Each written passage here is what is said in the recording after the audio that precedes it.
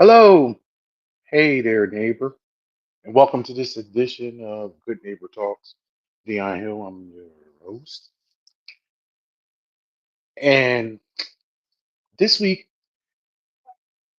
it took me some soul searching and some real thinking on how I actually wanted to start this week's episode. And this episode is based in history.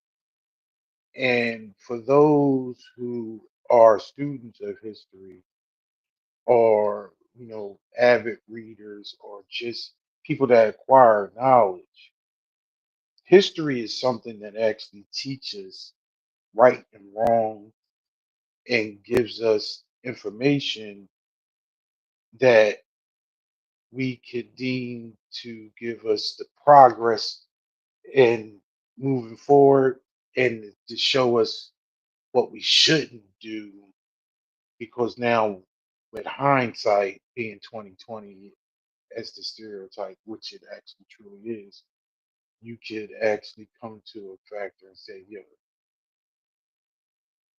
that's where we as a society, we as a people, we as a race, so whatever went wrong, so let's not do that again. We often don't think about how we got here. In 2025, and just in the present day, we don't actually seem to just figure out how we got here and just accept things for what they are, because that's the way it's always been in our in our beliefs. But and often, with when you actually study history, it's always a way that you got here. Now this is June, and of course June is Pride Month. Now June has been Pride Month basically my adult life, and whenever I just look, just like as a black person, February's been Black History Month, and most people don't do their due diligence to find out when the existence of Black History Month came up. You just know February's Black History Month, and we bitch and moan because it's the shortest month of the year. But like everything else that exists in this country, it has come about because of something that people, ordinary people mostly, people like you and me, have actually fought for. Maybe not a month, but they fought for rights, and they fought for recognition, they fought for inclusion, they fought for survival of their existence. Today, we're going to talk a little bit about how Pride Month came about and who we actually have to thank for that. And many of these people got their flowers when they were still walking 6 feet above ground. But mostly, no, all of them are not with us anymore. But obviously, they made an impact that lives far beyond their bodily existence. I was trying to figure out a word or something specific to just hit the point home this evening. And one of the words that I came up with was riots. And obviously, right now, if you pay attention to the news, there are a lot of rioting quote unquote rioting going on in LA because of ICE and immigration situation. Rioting, civil unrest. Ultimately, for me, I use the word freedom fight because, see, the propaganda now and the way things work in a lot of societies, and America is no different. They use terms like rioting to as for you when you hear that you hear negative, you feel negative things. So the people that are quote unquote rioting or who have caused a riot is doing something unbeknownst to what society will want them to do. I'm here to tell you when I'm talking about the subject what we're discussing this evening. And when we talk about any discussion when it comes to freedom fighting and trying to get recognition for your people, America has never been a country that you can get what is done needed for you and your people if you are a person of that if you are if not a white Anglo-Saxon Protestant male. And you are seeing this now in 2025 when all this stuff was supposed to be adjudicated. But it seems as though now in 2025, the white Anglo-Saxon male has been pushed aside. And I don't want to get off on a tangent, but nothing in this country comes to someone, anyone, without throwing a blow. The American Revolution, taxation without representation, the Boston Tea Party, revolution. No revolution has ever been as Al-Haj Malik al-Shabazz, what you would call Malcolm X, people know him as Malcolm X. No revolution, no has ever been a bloodless revolution. There's been never has been a non-violent revolution. The Spanish Inquisition, the Civil War, the American Revolution, people fighting in the Congo, people fighting Indian and Pakistani war. What's going on in the Gaza Strip right now? I'm a student of the '60s and the civil rights movement. As a black man, and I always was had my kinship with Malcolm X because he was a lighter skinned black, and they called him Big Red. 'Cause when I did have hair, I had red hair. So, and I always consider myself, and I'm going to say this term, and it might be people that aren't in the black community or who are Caucasian or another or other thing, and it may show them have some type of offense to them, but this is my culture, and this is how we talk. I'm a field Negro. Um, I'm not a house Negro. Uh, and people often, what's a field? A field Negro will fight. Or as Malcolm has said, if the master got sick, you pray that master would die.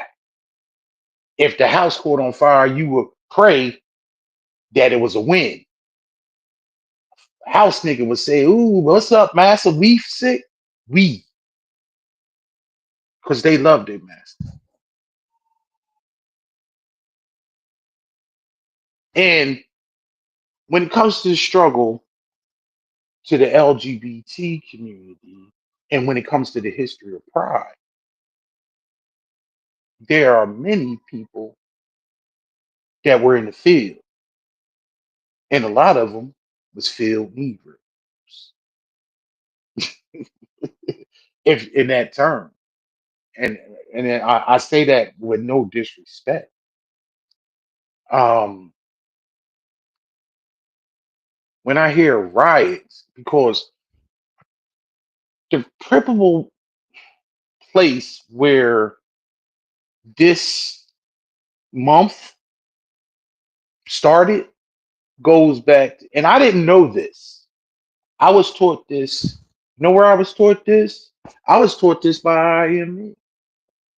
I was taught this at IME when we had our first me seminar, and we featured a person named Marsha P. Johnson, and Marsha P. Johnson was a black trans woman, and she was pivotal in the Stonewall quote unquote riots. And see, when you go and you actually seek education and you want to know how we got here, it's always a beginning point. And see, the revolution for LGBT rights spanned way before that first punch was thrown in 1969, June 28th, 1969. Let me talk about Stonewall for a minute. Now, before we get to there, let me give you my interpretation of pride before I was educated and before when I was, mm, I won't say ignorant, I will say a novice and just, hmm, what's the right word? Mm, a novice, an amateur, yeah, that's the right word. But I always went, I remember because, like I've told you in previous episodes, I believe, I was big on television and I would watch anything that was on television, any type of movies, this, that, and other. And often when it came to gay people in movies and television when I was growing up in the 80s, um, they basically focused on flamboyant gay men. And when it came to pride and actually love for who they were, they made it over the top. And it made it over top where as though you would often see gay males in short shorts and tight shirts or half shirts and just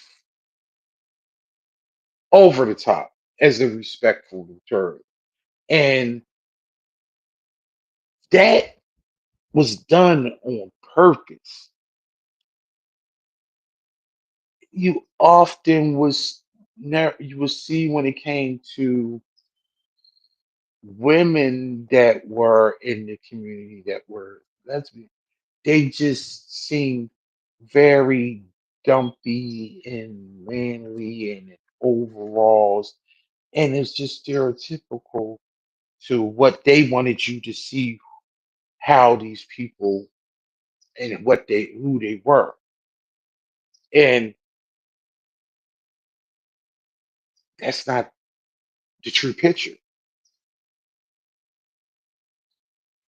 at all. You got to understand that historically, when you are an other, you have to fight for every little and scratch for every little. And it's been so many people over these years that have, if you are part of the community today in 2025, you are here standing on, and you are openly gay, you are openly who you want to be, you trans, you are you part of the queer community as a whole, and you're open with it. You didn't do that. You owe that to a lot of people that came before you. And Marsha P. Johnson is one of them. When you talk about Stonewall, Stonewall, oh, hold on. So when it came to like my images, when I watch movies, you would also, it was always like these little neighborhoods that were as though, and they often would say in New York when it was a movie or show, mostly movie, they would say you're going down to the village, and I didn't know what it was.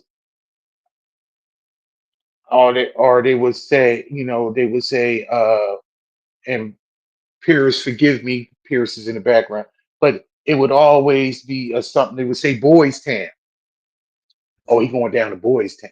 He got caught down there in Boys Town.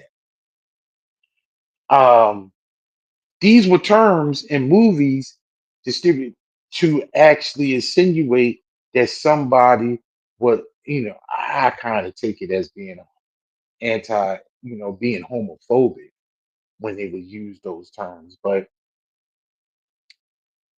70s, 80s was, was a different time, as we done discussed on this show before. Um, but when it came to Stonewall, the Stonewall Inn was a gay bar. It didn't start off as a gay bar. Now, this is me learning and getting some information. It was a bar, it was open in the 30s, it, speakeasy and things like that. But in 1967, it changed hands, and it was very interesting. That's the term I'm going to use. It was very interesting that the new owners of the Stonewall Inn was the Genovese crime family. And the Genovese crime family, actually made Stonewall into a gay bar. Hmm. Italian mafia running a gay bar. Interesting. Now, you could say, they saw a market inefficiency and see where they could actually make money. But it just just ran kind of just countercultural to me, but I digress. Now, this gay bar was a safe place and a safe space. Hey, Angel,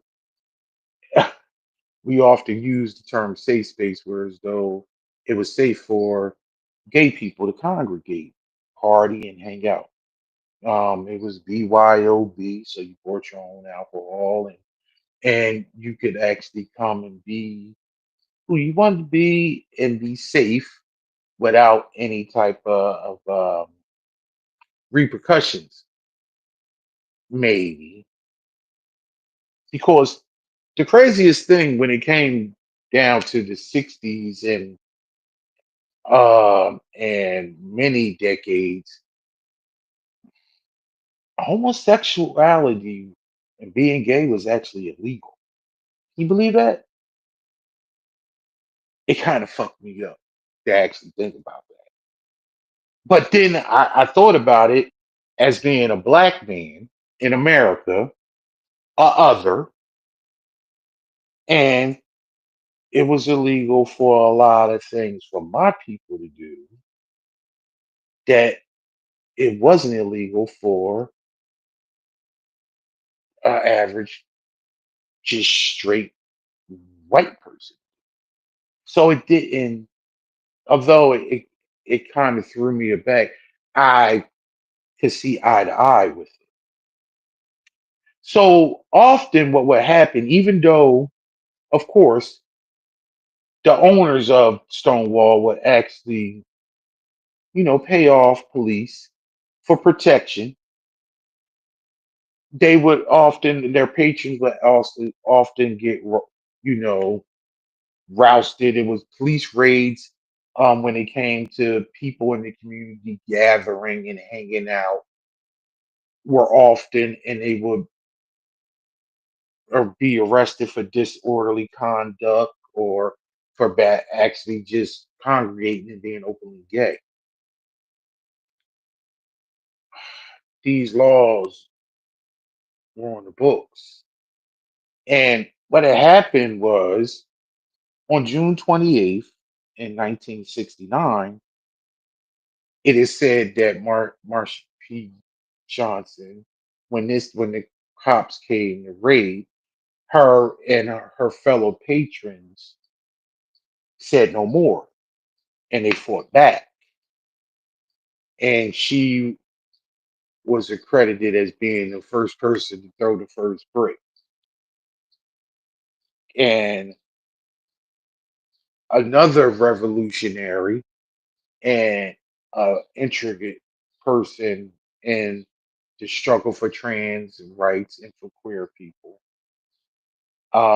It was another term back then, but was Sylvia Rivera was a trans woman, Latin X, as we would say now. Supposedly she threw the first Molotov cocktail.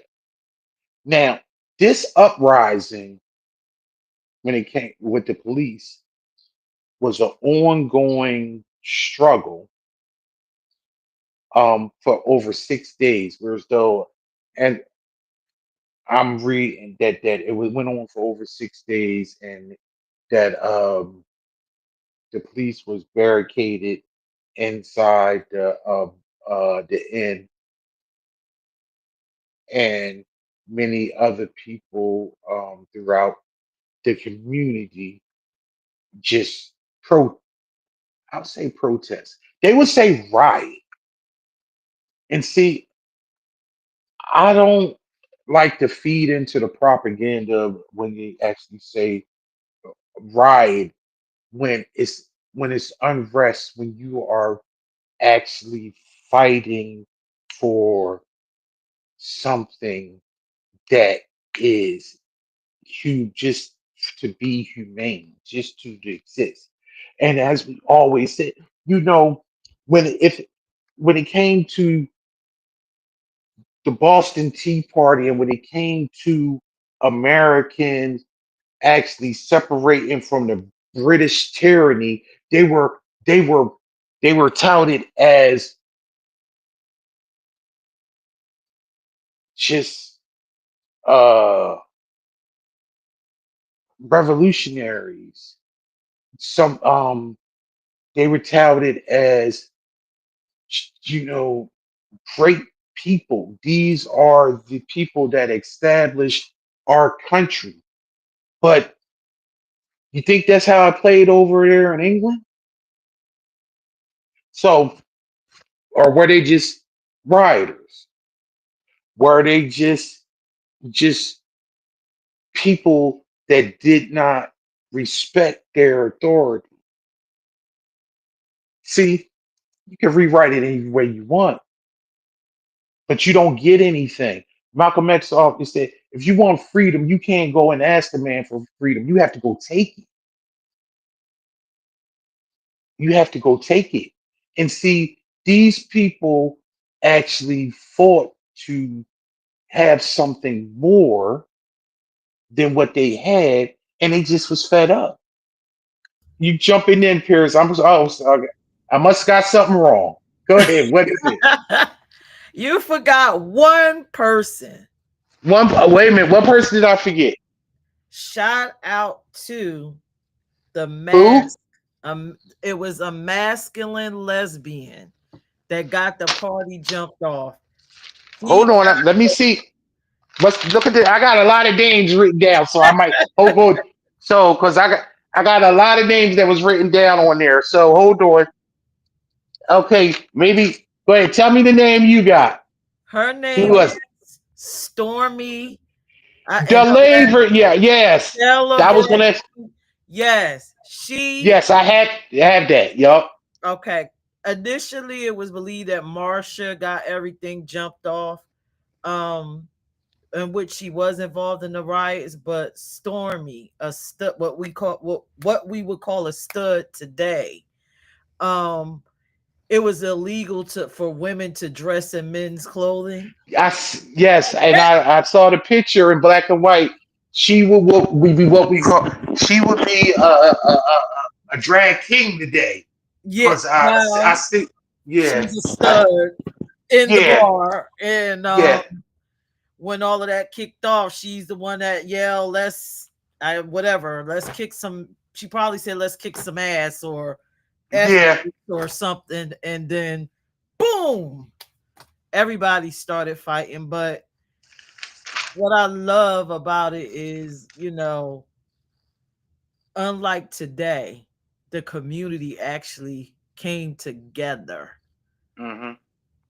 Gay men, stud women, uh, the trans women, and the word that you didn't want to say, which wasn't they weren't called trans people back then, they were called transvestites, and but And you know what? I don't know. As an ally, am I even allowed to say that word?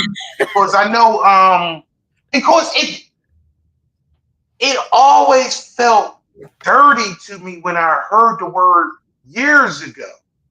right, It felt dirty.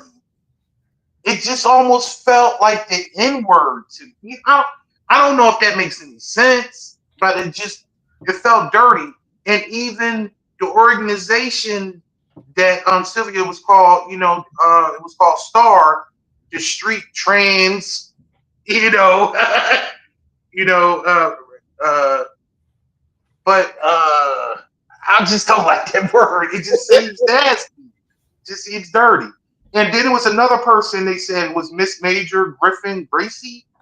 And like they had all these pictures. It was so it was so wonderful researching this because so many pivotal people. And then I like dug into the '60s and just the people in the '60s because they basically said at the simultaneously, it's so crazy. And a lot of these people of color. So it was like as the civil rights movement was going on, the gay rights movement was actually going on at the same time. So it was just this, the '60s was a big just impasse of activism. And of course, this was before you and I was born. Um, Probably, and then like for instance, our parents were young. My mom was born in '56. So when this was going on, she was a toddler and then like elementary and like almost like in adolescence. So it's just it's so incredible and it's actually pivotal that people need to actually say, like, how did this come about? And it started there, but then it was like in 1970 to mark the year anniversary. Basically, people just went to the streets and just marked the anniversary of Stonewall right, in Chicago, in Los Angeles, in San Francisco, you know, and then it just snowballed for that moving on throughout the years.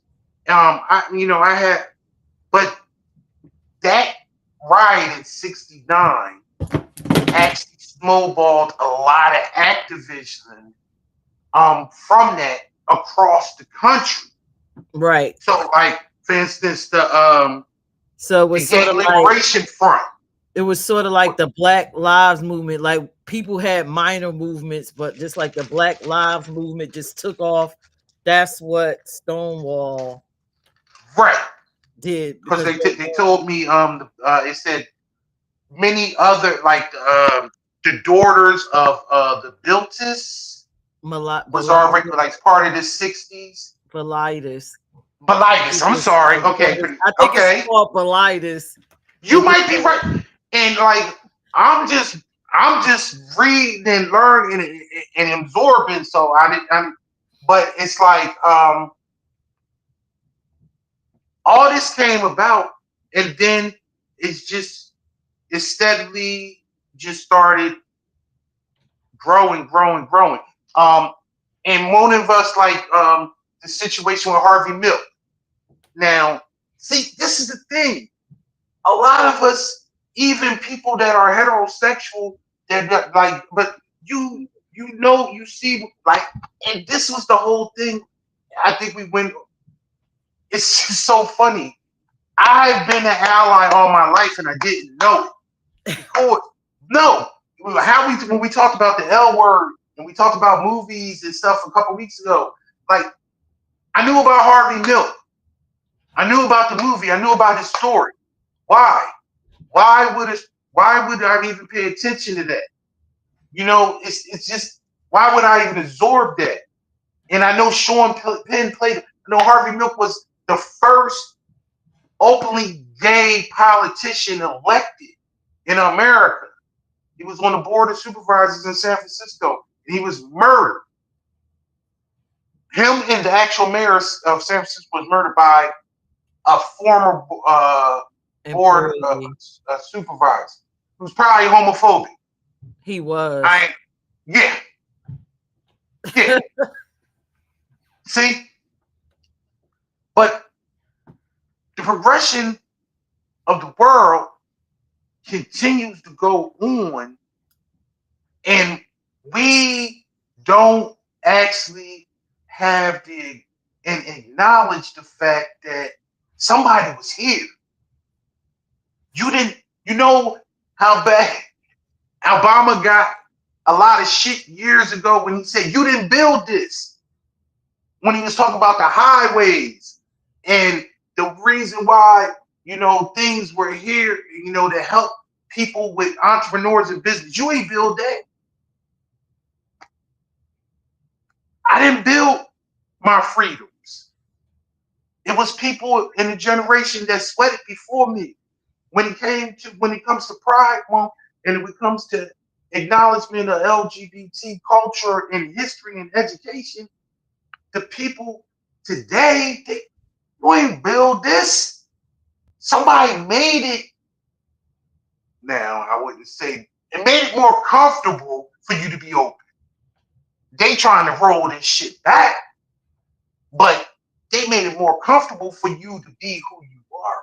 And they need to earn the respect because as many people, and you can stop me if you want, Pierce, but I've learned this in the last 5 years about the hatred and the discrimination within the community, and a lot of times it explores and it goes against trans people. The only true reason why we have these proclamations in Pride Month and this celebration that's on the books is because trans people and people of color, when I say black, Latina, people of color, trans women. And that ain't got nothing to do with them running track, swimming, or playing or basketball or whatever this, that, and other. That old trans athlete shit. It don't got nothing to do with what bathroom that they use and this, that, and other. But these people in history fought for people in the community to have equal standing. And those people that are derived from that are the same today are shitted on. I agree. And you know what else I find very ironic about the month of June in general?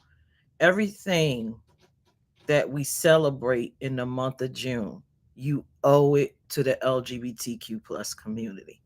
Even Juneteenth, we were out there fighting for y'all. Um, we were right beside you. I can't right now off the top of my head give you any real examples, but I'm a firm believer that people are who they are no matter what century. And to me, LGBT people always been fighting. We even fought when we probably wouldn't even benefit, you know, the civil What? rights It's the movement rights movement. that was created by gay, funded by gay, and allegedly we hijacked that. But you know, with Pride The, movement, June, we got Juneteenth and all that. We were always here. I would imagine the gay slaves was fighting hard to get out from under the mess and stuff, just with the straight ones. Pride Month, Civil Rights Month. Y'all need to really pay attention. And I love this lie because I love history, the history of pride, the history of it should have just been the history of LGBTQ. We have done so much for us to ask so little of people. We only ask for acceptance. Isn't that so? It's small compared to putting your life on the line, having to write movements and stand in the back of them because of your orientation or your identity. you just that statement you just used made me think back to 2020 when the world was shut down, and it was after the death of George Floyd. It was a lot of civil unrest, and a black young lady said something that was very pivotal to me that actually blew her up into consciousness because she got surfaced everywhere when he was talking about burning down the Walgreens and the Targets. She just said, "We don't own anything. This is not ours. You, we should, the way we've been treated, you should be happy that we just want equality and we don't want revenge." Yep.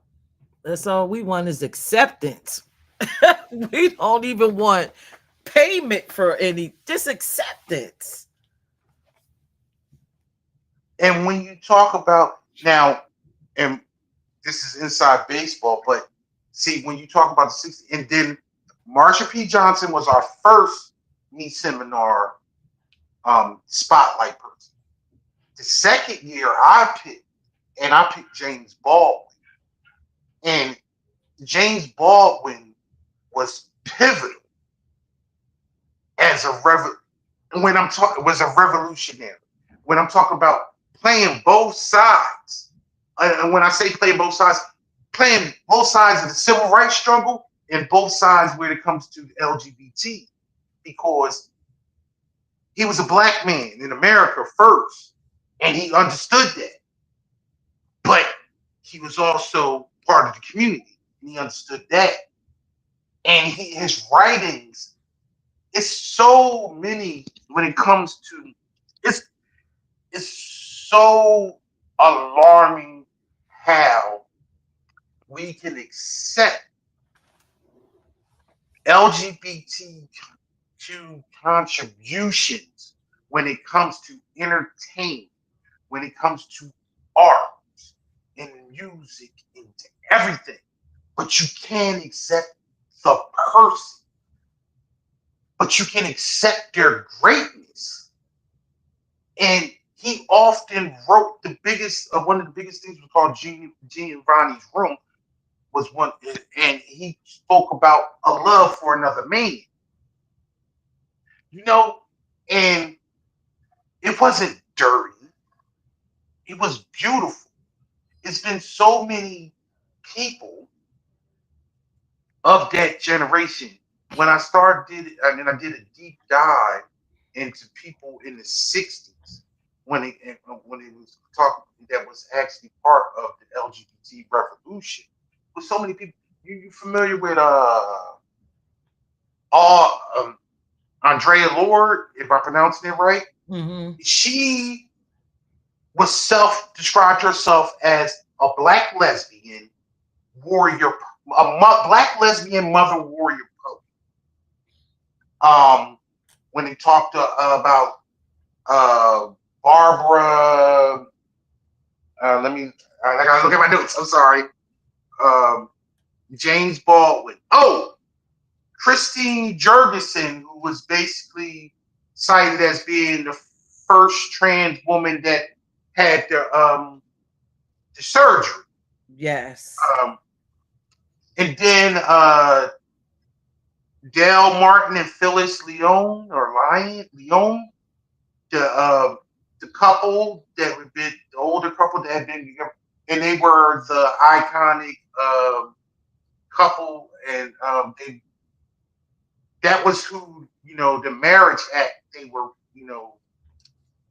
were the Marriage Equality Act. They pointed to that lesbian couple, and they and one of the it was a lot of Leonard Malkovich, who outed himself.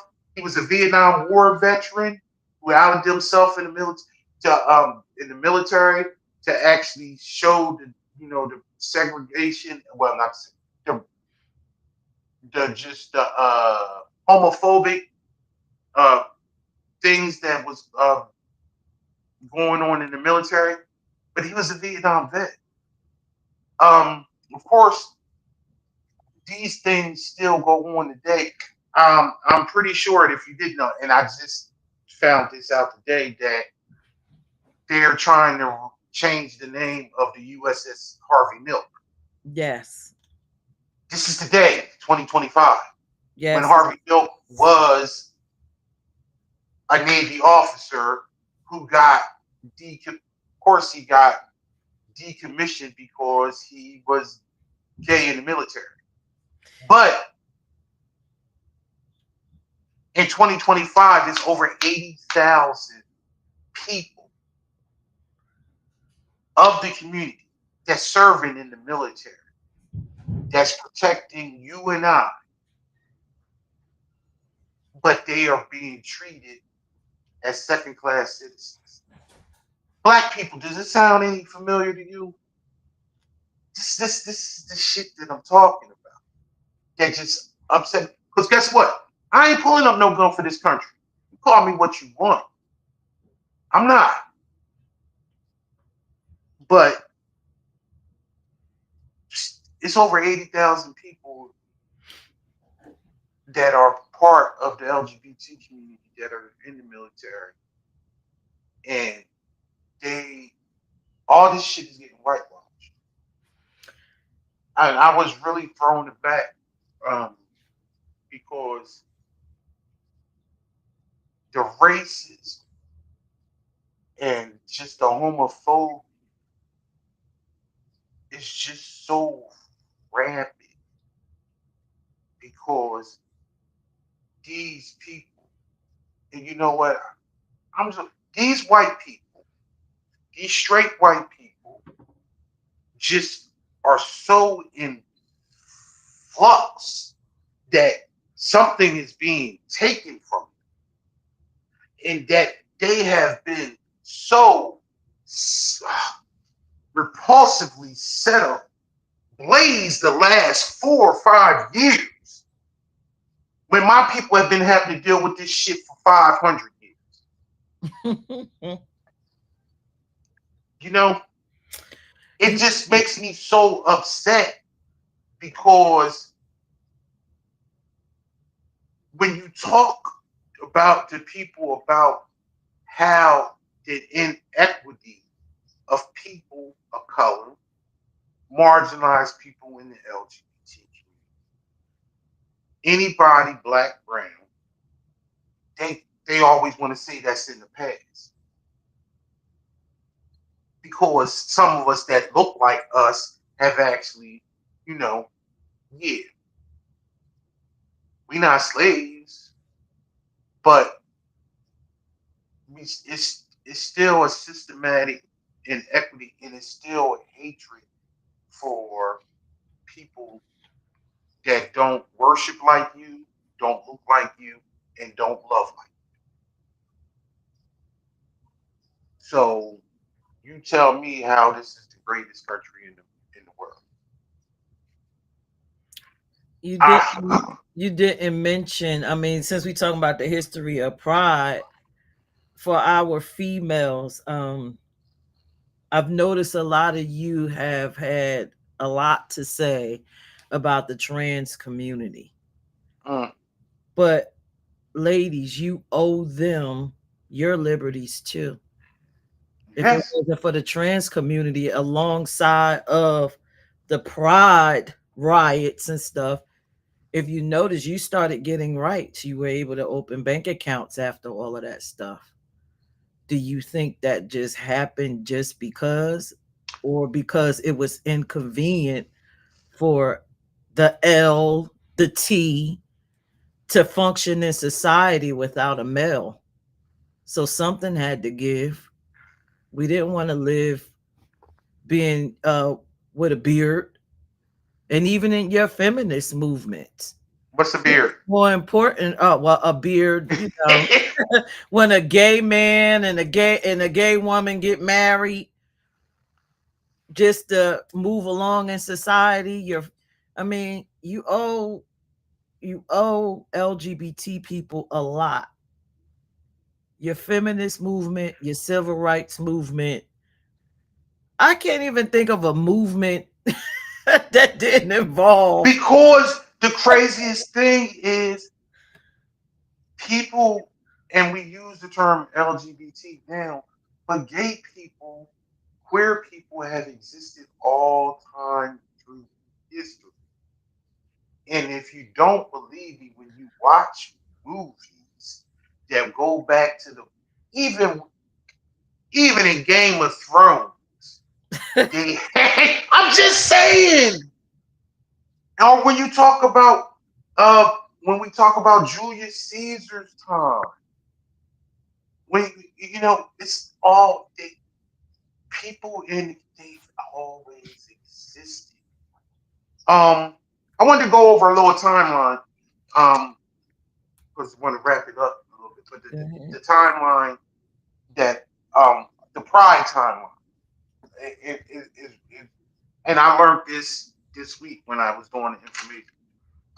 In 1969, it was the Stonewall riots, and then in '70 was the first the Pride March in Chicago, LA, and San Francisco, commiserating the riots from the year before. In 1977, Pride Month was first appeared in a newspaper talking about uh, and it was actually in the New York Times.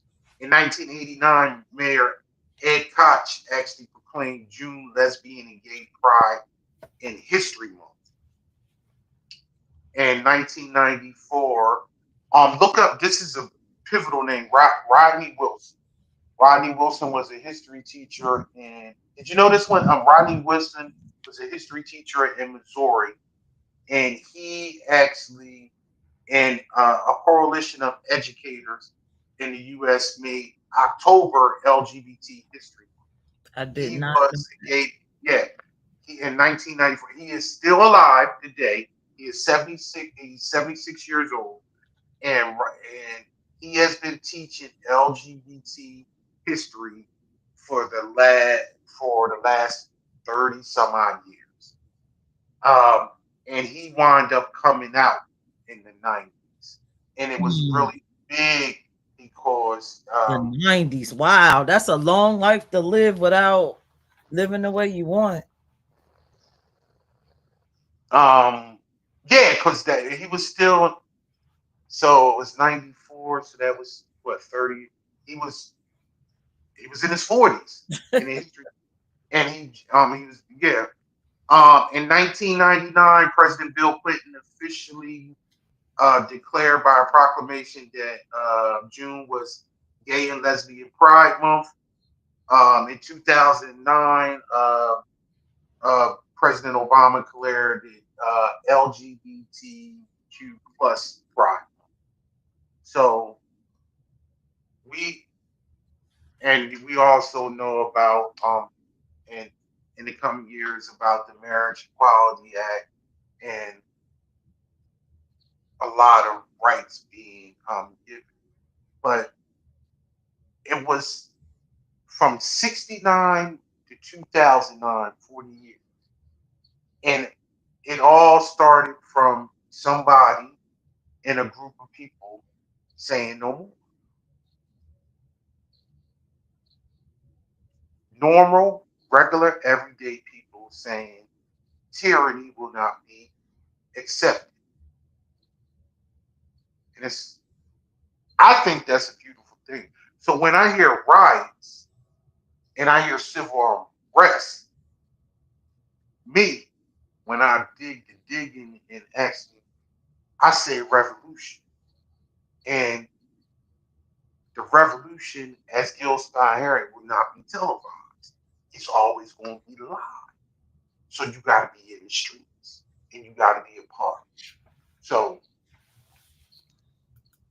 I thank those people that look like me or look like, but were not me, but they was people of color. And it was like, that's why I often say as an ally and being a black person, like, yo, if my people in the community, if my people in the community have all their rights, then it falls, I get CC.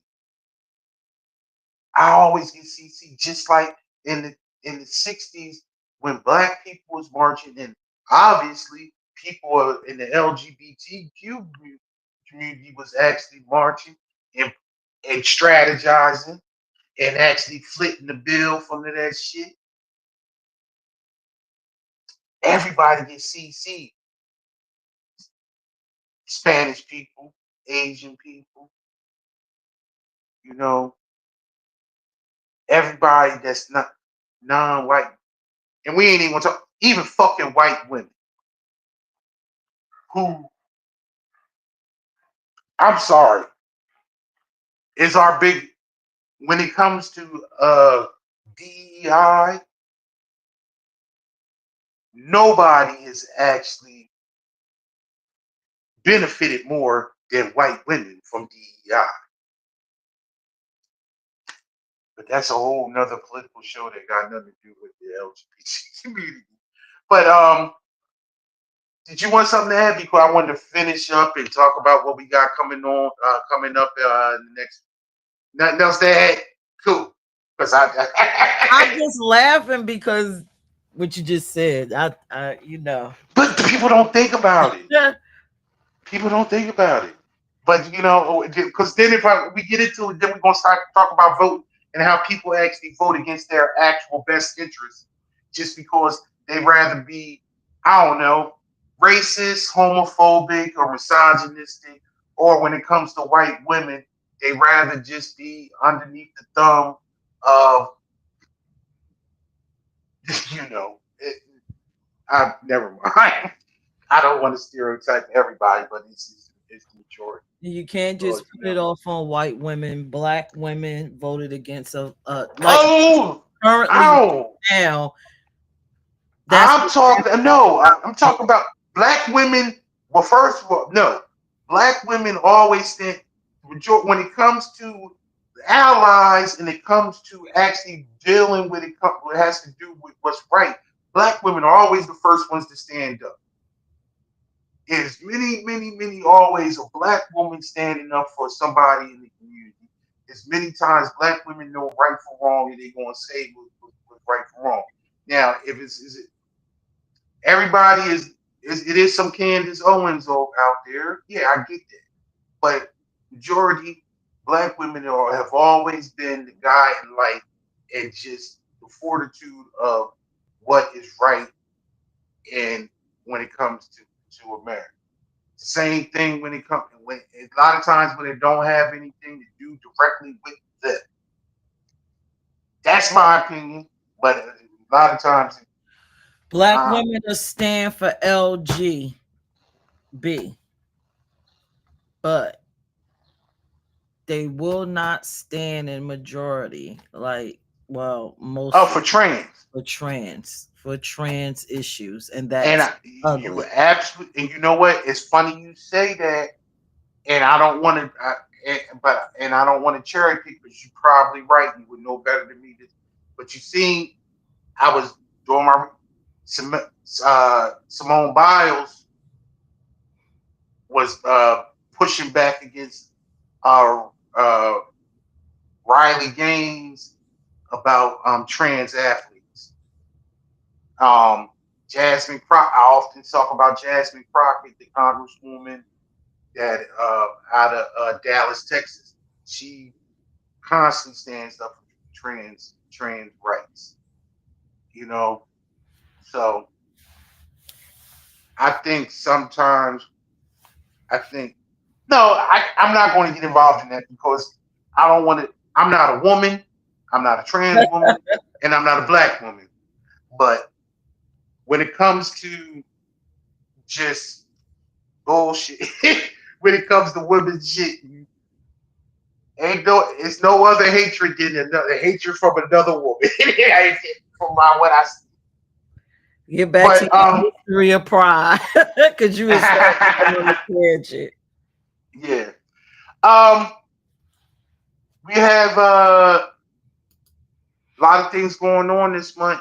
If you haven't seen our new show LGBTQ and Black that's premiered on Tuesday, actually let's try to you can go either through the app or on YouTube and actually take a look at that and actually see what the next episode is about.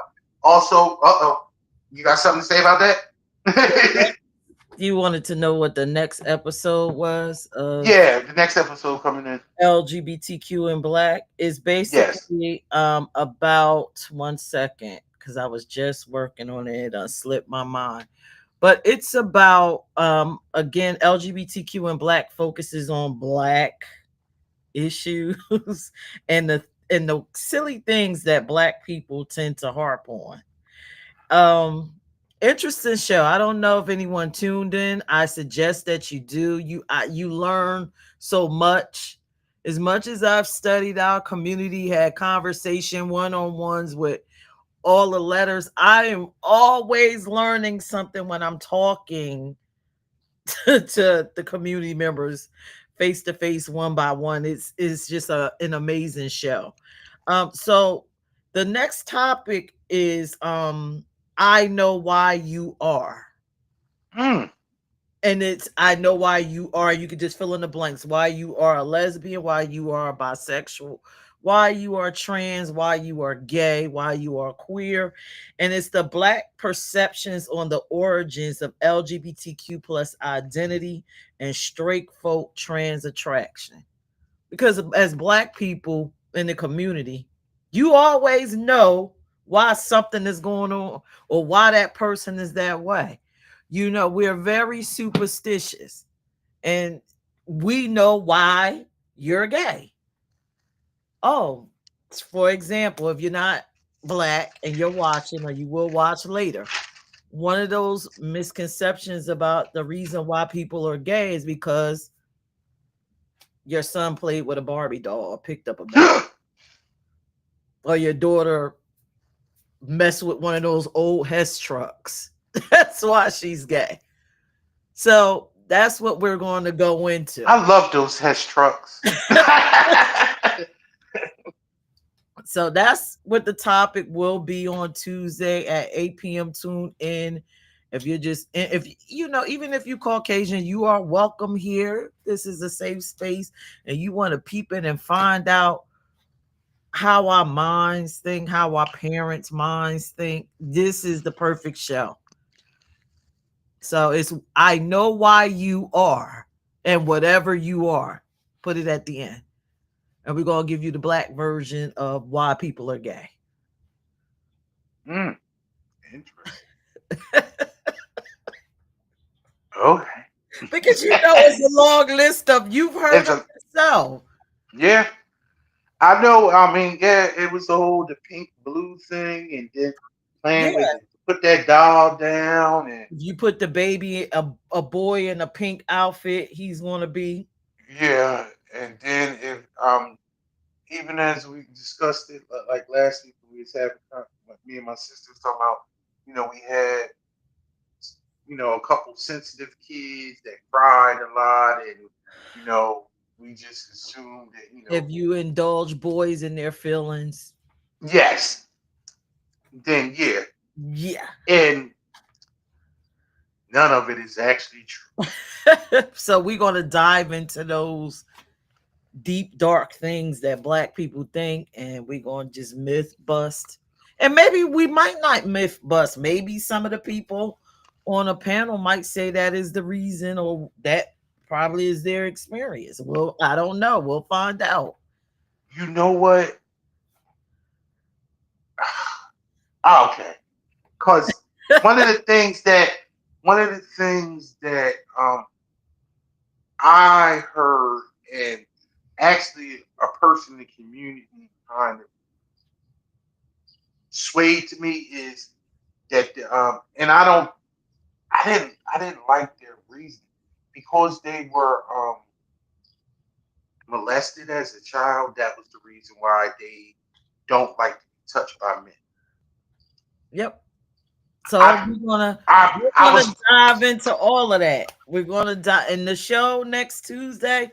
We are going to go in and we're going to examine all the reasons why black folk think you're gay or lesbian or bisexual or trans. All the reasons, even to the silly ones like boys are gay because they hung out with their mother too much. oh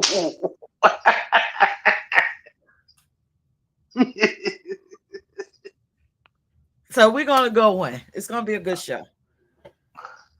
okay. Um, One of the last things that I did want to touch on before we advertise is the backwards stereotypes and laws that were actually put on the books, and they are anti-gay. And it was, but they didn't word it. Sodomy, and you can look up sodomy. Sodomy was illegal in this country for years until 2003. 2003. Whereas though Leonard versus Thomas, Leonard versus Texas was a Supreme Court case, whereas though Supreme Court ruled that all sodomy made it federal law that all sodomy cases was laws was unconstitutional. If you don't know what sodomy is, and I'm being respectful, that is oral and anal sex, and it was like basically back in it was law put on the books back in colonial days when basically people just had it seemed like they basically just had sex to have reproduction reproduction, and they basically just did missionary. But it when it was a backwards laws that was just whereas though they could actually lock up gay people. And but it backfired in the sense whereas though it even affected straight heterosexual couples. And and I just found that when I was just doing research, it was just fascinating that it just was taken off, unconstitutional 22 years ago. But that's just one to chew on, and that's for you to, how you can just see how certain as a society, you have laws on the books to discriminate and to actually jail people for basically just being themselves. Um, we have a Pride brunch coming up in June 28th. Here we go.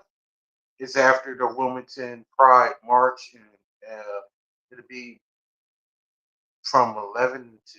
Are we going 11 to 2 now? I think we're going 11 to 2. We discussed it. 11 to 2. Check our website or at IME IME Inc.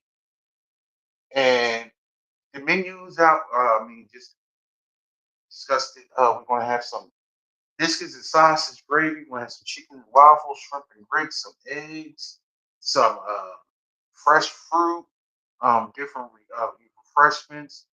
And we're going to have some good fellowship and just getting together and actually just, pride, and just, it's, every part of the community is invited, our allies. We'll be discussing, you know, our good neighbor initiative. So that's me basically talking to you again for a good amount of time. But this time I'm actually going to feed you, so it's worth the price of admission.